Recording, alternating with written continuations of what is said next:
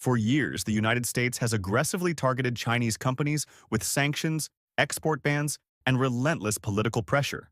Washington blacklisted Huawei, crippled China's semiconductor industry, and weaponized the dollar, all while expecting Beijing to simply take the hits without retaliation.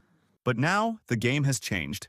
China just delivered a calculated counterpunch by adding 16 major U.S. defense firms to its export control list, effectively cutting them off from the Chinese market. This isn't just another trade dispute. It's a strategic shift, one that reveals who's really escalating tensions and how China plans to fight back. The targeted companies including Lockheed Martin, Boeing Defense, Raytheon, and Northrop Grumman aren't random choices. They're the backbone of America's military-industrial complex, deeply involved in arming Taiwan. Beijing has repeatedly warned that weapons sales to the island are a red line, and now it's enforcing consequences. Unlike Washington's haphazard sanctions, China's move is precise.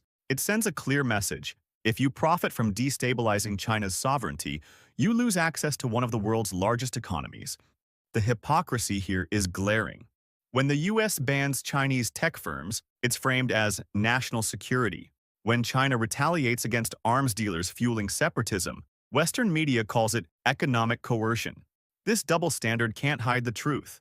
America has spent decades encircling China with military bases, sanctions, and tech blockades while portraying itself as the victim. Now, China is exposing that narrative.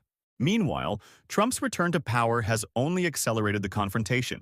His administration is reviving TikTok bans, escalating tariffs, and pushing for economic decoupling, all while claiming it's a negotiation tactic.